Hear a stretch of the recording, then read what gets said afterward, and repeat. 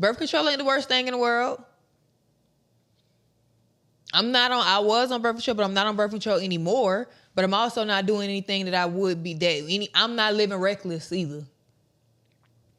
I had my time where I was living reckless and I was on birth control. I was like, okay, let me get on something. But now I'm like, no, I don't do that anymore. So,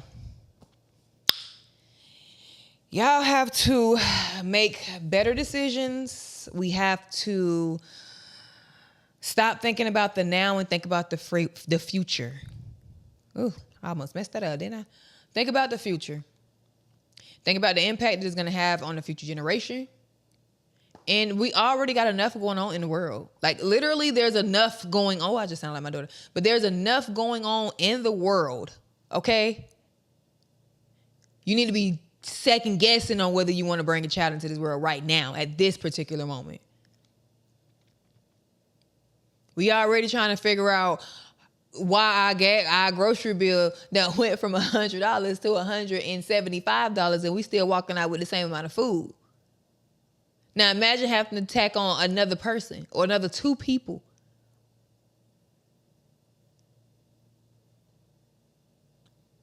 You got your whole life to have a baby. Literally.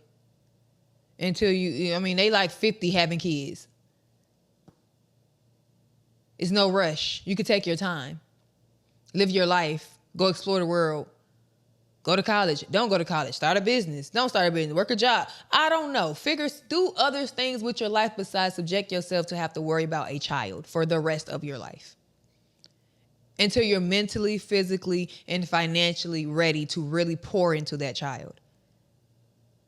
Because what people don't tell you is if you're at work for 9, 10 hours, 8 to 10 hours, you work 8 hours. It takes you 30 minutes to get to work. It takes you 30 minutes to get home from work. So that's 9 hours right there going out of the day. How much time are you really spending with that child?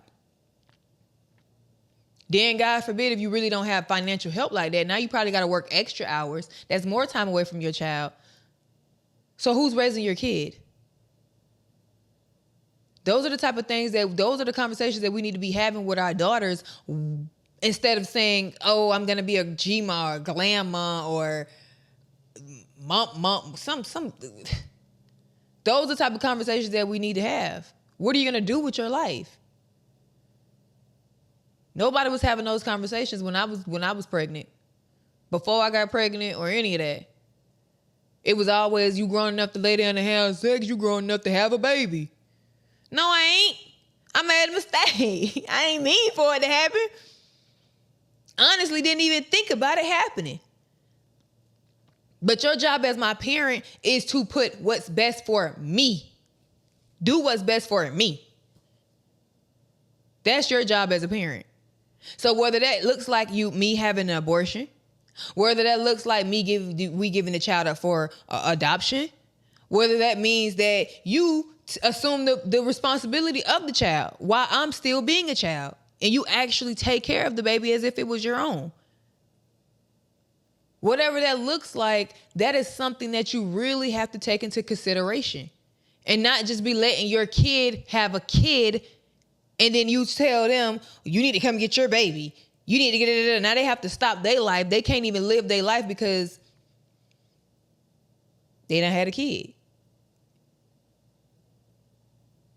And come on now, we all done been there. We all done did foolishness that we shouldn't have did, that we wish we shouldn't have did. But as a parent, it's your job to make the decision on what's best for your child. We need to talk about teenage pregnancy a lot more and do a lot more preventing it. Because like I told my daughter, if you want to be out there, you definitely will be on birth control. And if birth control messes you up later on down the line and you can't have no kids, oh well, you better blame yourself. Because the one thing you're not about to do is make me no 35-year-old grandma. I don't even look like no grandma. Oh, well. Yeah, just like that. I'm having these strong, tough conversations. Yes, that's what we're doing. Because if you're going to go out there and you're going to do everything it is that I told you not to do, you're going to get on this birth control. I can't watch you every second of the second. I'm not with you every second of the second. And kids gonna do what kids gonna do. Teenagers are gonna do what teenagers are gonna do. Let's not sit here and act like you know everything that your teenager doing. That's not what we about to do here. So if you're gonna go out there and you're gonna be having sex without my permission, and God forbid you have unprotected sex, and if you start birth control at 15 and you take it all the way up into that birth control really messes you up. And I understand why women don't get on birth control, why women get off birth control. That was one of the reasons why I got off birth control. But it's like a double-edged sword. Like, is you damned if you do, you damned if you don't. So if you get to the age to where you get off birth control, you want to try to have a baby, you can't have a baby because your birth control done messed you up. Oh well, take that up with God. Because you should have been staying in your place. We wouldn't have had to do all that. But that's thinking about long term. Something that a lot of teenagers are not thinking about. I was one of those teenagers. I was not thinking about that. Nobody was even telling me to think about that. So I said my piece. I hope that resonated with a couple people. Hopefully it does. Hopefully you go home and you have a conversation with your teenage daughter. You have a conversation with your teenage son and you tell them the importance of protecting their bodies. Because a lot of men always have something to say about how women don't respect their bodies because they have sex with this man or they have sex with that man. But y'all don't respect y'all bodies either. Y'all don't have no respect for yourselves. Look how many women y'all just lay down with. She look good, you lay down with her. She look good, you done put a baby in her by accident, not on purpose. Now you her baby daddy. Y'all don't respect yourselves either. Just as much as we need to respect ourselves, you need to respect yourself. Everybody shouldn't have access to you. Every woman shouldn't be able to have sex with you. You need to put some respect on yourself too, because y'all men be going. Y'all be going. And y'all get these spirits on y'all, then y'all come home and lay down with your girl, and now it just seems like it's like something just feels off. So the same respect that y'all demand that women need to have for their bodies, y'all need to have that same respect for yourselves. All that what's in your nature, cut it out. Cut it out. Because if you was raised a certain way, you would act a certain way. If you was raised say that better, Shazir. If you were raised a certain way, you would act that way. You was raised to sexualize women.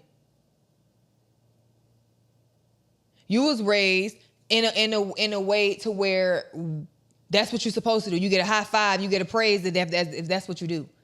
But if you was raised to care about women, to cherish one woman, to cherish your body, to do this, to do that, you would act that way. So miss me with the what's in your nature. Just say you overly horny and you be wanting to have sex with more than one woman. That's it. That's all. Don't say what's in your nature. Y'all kill me with that. It's in my nature to want to have. No, it's not. So the same respect that y'all think that women, y'all demand that women have for their bodies, y'all didn't have that same respect for your body. Who want a man that done been around? Who want a man that can't control himself? You can't control yourself? That's insane. Clock that. But anyway, I'm going to go ahead and wrap this up. Until next time, I love y'all. Make sure y'all leave a comment. Make sure y'all subscribe. Make sure y'all follow. Make sure y'all share. And until next time, we are out.